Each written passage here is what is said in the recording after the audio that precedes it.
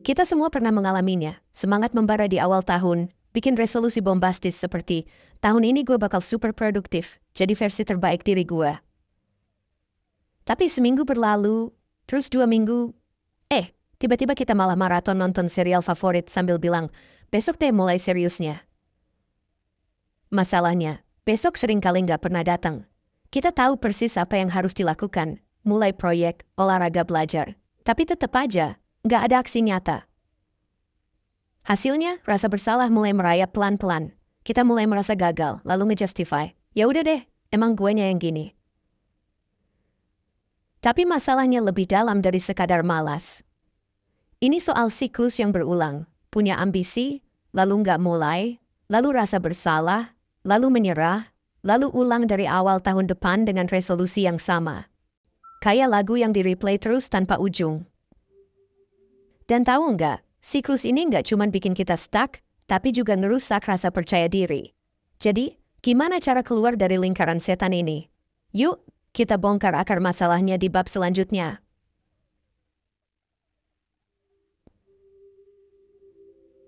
Jadi, kenapa sih kita sering banget nunda-nunda?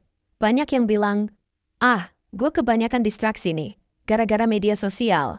Terus buru-buru hapus semua aplikasi atau pakai mode Do Not Disturb. Masalah selesai? Enggak juga. Prokrastinasi itu ibarat es gunung. Distraksi cuma yang kelihatan di permukaan, tapi di bawahnya ada raksasa bernama inersia. Inersia ini konsep fisika sederhana. Benda cenderung diem aja kalau nggak ada yang dorong. Nah, otak kita ternyata sama persis. Kita diem, malas mulai. Karena tugas yang kelihatan gede jadi terasa berat banget buat dijalani.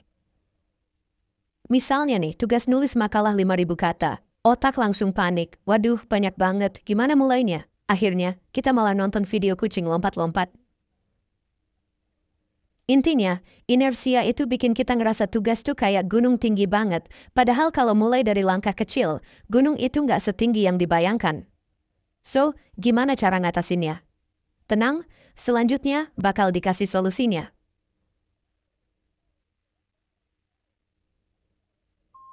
Oke, sekarang kita tahu inersia itu yang bikin kita stuck. Tapi gimana cara ngelawan? Jawabannya, mulai dari langkah kecil. Beneran kecil banget. Kenapa? Karena bagian tersulit dari segala aktivitas itu bukan ngerjainnya, tapi mulainya.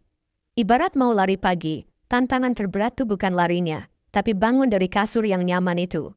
Triknya, bikin target sekecil mungkin sampai otak nggak bisa nolak. Misalnya, mau nulis esai, tulis 50 kata aja dulu. Mau olahraga, gerakin badan 5 menit aja. Mau beres-beres, bersihin satu sudut meja aja. Ketika targetnya kecil, otak nggak merasa terintimidasi. Bahkan seringnya, begitu mulai, malah keterusan. Rasanya kayak, udah mulai nih, sekalian aja dilanjutin. Intinya, langkah kecil itu kayak tombol start yang bikin mesin jalan. Yang penting, mulai dulu. Jangan nunggu mood sempurna, karena mood suka PHP. Nah, selanjutnya bakal dikasih trik yang lebih praktis lagi.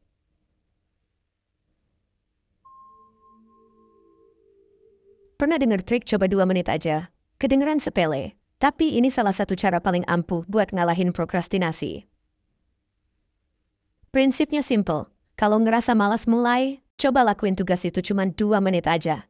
Yes, 2 menit doang. Nulis, tulis 2 menit. Beres-beres, bersihin selama 2 menit. Olahraga, lompat-lompat 2 menit.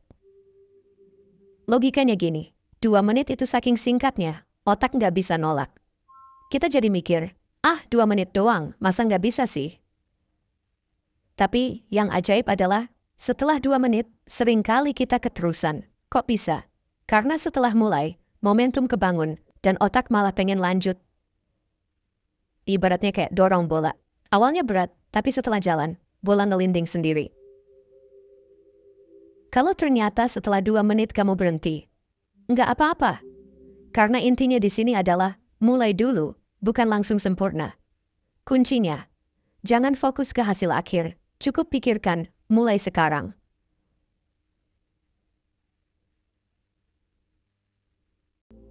Pernah dorong mobil mogok? Awalnya berat banget kan? Tapi begitu mulai jalan, dorongnya jadi lebih enteng. Nah, Ini persis yang dijelasin sama prinsip fisika. Benda yang bergerak cenderung tetap bergerak. Prokrastinasi itu kayak mobil mogok. Mulai pertama kali emang berat banget. Tapi begitu kita ngasih dorongan kecil, ingat trik 2 menit tadi, sesuatu yang keren terjadi. Momentum kebentuk. Otak kita kayak bilang, udah mulai nih, sekalian aja lanjut.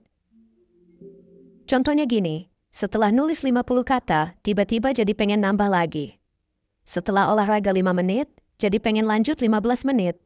Setelah bersihin meja, malah beresin satu ruangan.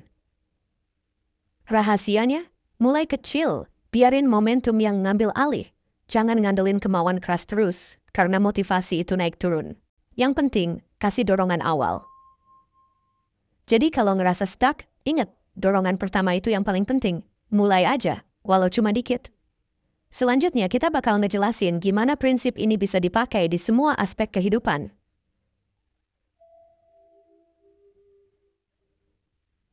Sekarang kita tahu bahwa dorongan kecil bisa ngalahin inersia dan bikin momentum.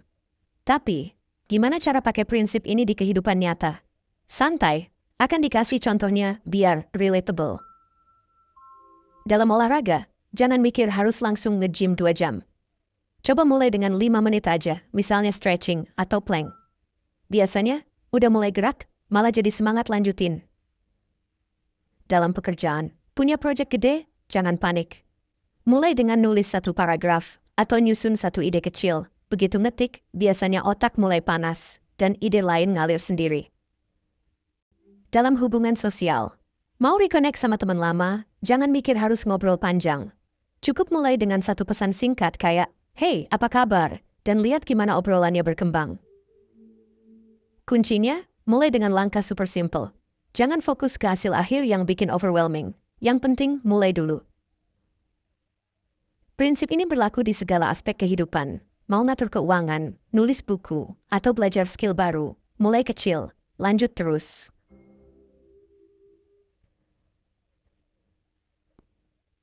Siapa sangka langkah kecil bisa bikin perubahan gede? Nah, ingat kutipan legendaris dari Martin Luther King.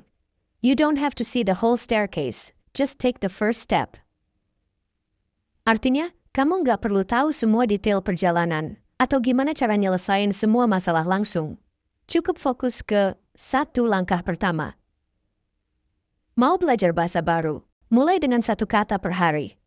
Ingin hidup lebih sehat, ganti 1 camilan aja dulu dengan yang lebih sehat. Punya mimpi nulis buku, cukup 1 halaman atau bahkan 1 paragraf sehari. Perubahan besar itu kayak bangun tembok. Setiap langkah kecil adalah batu bata yang bikin tembok itu makin kokoh. Bisa jadi hari ini kelihatannya nggak ada progres gede, tapi percaya deh, tiap langkah kecil yang konsisten bakal ngeubah hidup kamu pelan-pelan. Ingat, yang penting mulai. Langkah kecil hari ini, kalau diulang terus, bakal jadi perubahan luar biasa di masa depan. So, apa langkah kecil pertamamu hari ini?